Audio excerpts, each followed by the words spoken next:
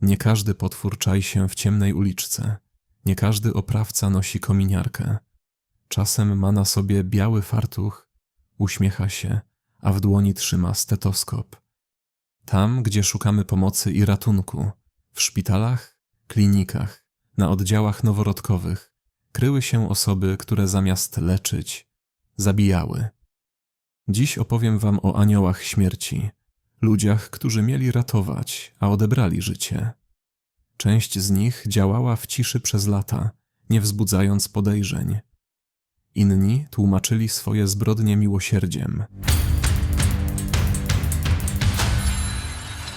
Górnośląskie Centrum Zdrowia Dziecka. Rok 2005, Katowice. Nocny dyżur. 2 pielęgniarki wchodzą na oddział wcześniaków.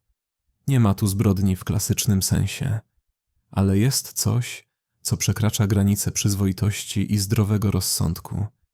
Wyjmują z inkubatorów maleńkie dzieci, wcześniaki, podłączone do aparatury, chowają je do kieszeni fartucha, przytulają do twarzy i robią sobie zdjęcia. Dla zabawy, dla pamiątki. Sprawa wychodzi na jaw dopiero wtedy, gdy pracownik studia fotograficznego widzi zdjęcia i informuje media. Wybucha skandal. Prokuratura stawia zarzuty narażenia życia i zdrowia. Sąd nie stwierdza bezpośrednich obrażeń u dzieci, ale społeczeństwo jest wstrząśnięte, bo nawet jeśli nikt nie umarł, to jakim trzeba być człowiekiem, żeby potraktować wcześniaka jak gadżet? Ale to, co w Polsce było szokującą bezmyślnością, na świecie przybierało o wiele mroczniejsze formy. Jane Toppan, XIX wiek, Stany Zjednoczone. Dla pacjentów, empatyczna pielęgniarka, dla lekarzy, wzór do naśladowania. Ale pod tą maską krył się potwór. Jane eksperymentowała na swoich pacjentach. Podawała im mieszanki morfiny i atropiny, a potem obserwowała ich umieranie. Własnymi słowami przyznała, że dawało jej to seksualną satysfakcję. Kiedy zaczęła pracować prywatnie, zginęli jej znajomi, a nawet przybrana siostra.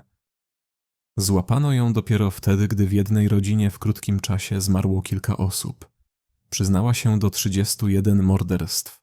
Oficjalnie, bo nieoficjalnie liczba ofiar mogła sięgać setek. Przenieśmy się do współczesności. Wielka Brytania. Szpital Countess of Chester. Tam przez kilka lat pracowała pielęgniarka Lucy Ledby. Młoda, uśmiechnięta, chwalona przez współpracowników. Ale coś zaczęło się nie zgadzać. Na jej zmianach noworodki zaczęły umierać. Czasem nagle, bez ostrzeżenia. Czasem w parach, jak bliźnięta, trojaczki. Ledby podawała niemowlętom insuliny. Wstrzykiwała powietrze do żył. Czasem przymusowo je karmiła, doprowadzając do zgonu. Śledczy ustalili, że jej ofiarami padło co najmniej 7 dzieci. Kolejnych 6 próbowała zabić. W 2023 roku została skazana na dożywocie. To był jeden z największych skandali w historii brytyjskiej służby zdrowia, bo sygnały ostrzegawcze były, ale nikt nie chciał uwierzyć, że to może robić ta sympatyczna Lucy. Charles Cullen, pielęgniarz, pracował przez 16 lat w 10 różnych szpitalach w USA.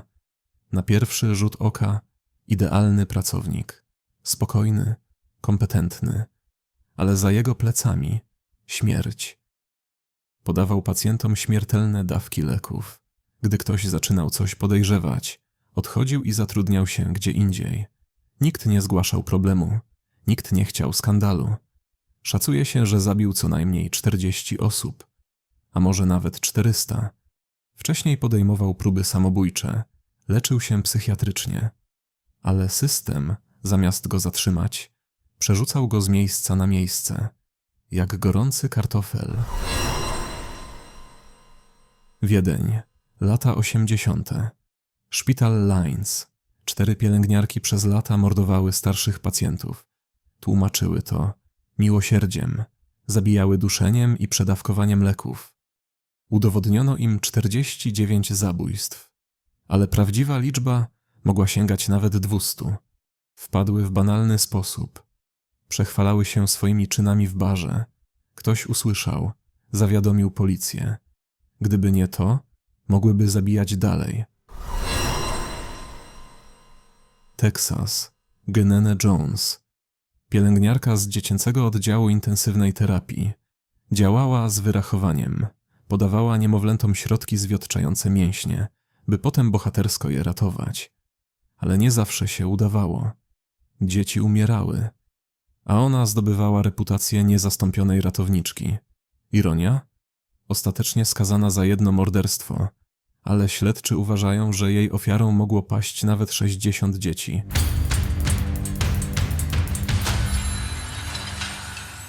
W każdej z tych historii zawiodły nie tylko procedury. Zawiedli też ludzie, koledzy, przełożeni, całe instytucje.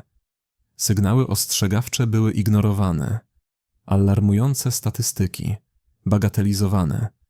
Zbyt często wygrywał strach przed skandalem zamiast ochrona pacjentów, a cena tego strachu to ludzkie życie. W Polsce takich spraw było mało, ale to nie znaczy, że jesteśmy bezpieczni. Przypadek z Katowic pokazuje, że wystarczy chwila lekkomyślności. A jeśli do tego dojdzie zła wola, napiszcie w komentarzach, czy zetknęliście się z niepokojącym zachowaniem w szpitalach i co waszym zdaniem należałoby zmienić. To był pierwszy odcinek nowej serii o mordercach w bieli, prawdziwych historiach tych, którzy nadużyli zaufania i przekroczyli granice. Subskrybujcie kanał Tajemnice na jednym oddechu i dajcie znać, czy chcecie kolejne historie z tego mrocznego obszaru, bo nawet tam, gdzie powinno być najbezpieczniej, może czaić się coś, czego nie chcemy widzieć.